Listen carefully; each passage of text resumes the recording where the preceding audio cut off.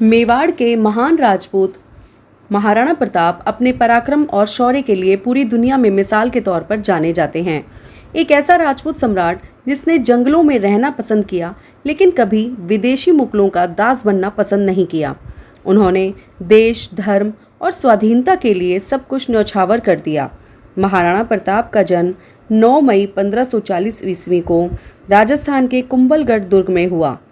उनके पिता महाराजा उदय सिंह और माता रानी जीवंत कंवर थीं।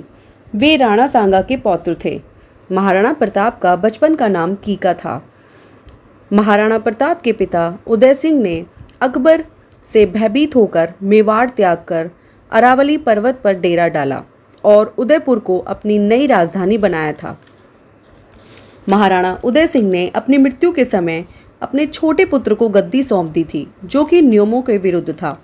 उदय सिंह की मृत्यु के बाद राजपूत सरदारों ने मिलकर 1628 फाल्गुन शुक्ल 15 अर्थात 1 मार्च 1576 को महाराणा प्रताप को मेवाड़ की गद्दी पर बिठाया। महाराणा प्रताप का राज्याभिषेक गोगुंदा में हुआ था। महाराणा प्रताप उदयपुर मेवाड़ में सिसोदिया राजवंश के राजा थे। उनके कुलदेवता एकलिंग महादेव हैं। मेवाड़ के राणाओं के आराध्य देव एकलिंग महादेव का मेवाड़ के इतिहास में बहुत महत्व है। एकलिंग महादेव का मंदिर उदयपुर में स्थित है।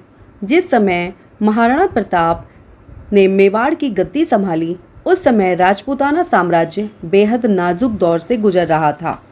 महाराणा प्रताप ने भगवान एकलिंग जी की कसम खाकर प्रतिज्ञा ली थी कि उनके मुख से अकबर के लिए सिर्फ तुर्क ही निकलेगा और वे अकबर को कभी भी बादशाह नहीं मानेंगे। अकबर ने उन्हें समझाने के लिए 4 बार शांति दूत भेजा, परंतु महाराणा प्रताप ने अकबर के हर प्रस्ताव को ठुकरा दिया। हल्दी घाटी के युद्ध में करीब 20,000 राजपूतों के साथ महाराणा प्रताप ने मुगल सरदार राजा मानसिंह की 80,000 की सेना का मुकाबला किया।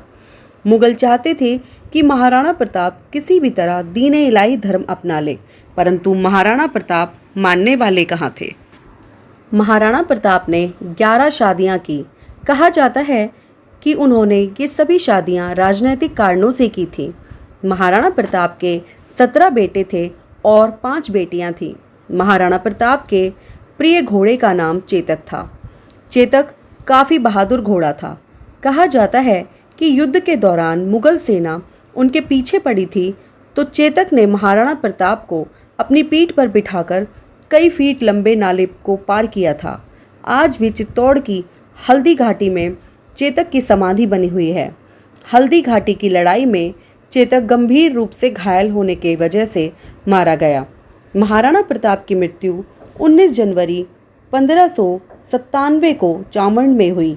महाराणा प्रताप का नाम इतिहास में वीरता और दृढ़ प्रण के लिए अमर रहेगा।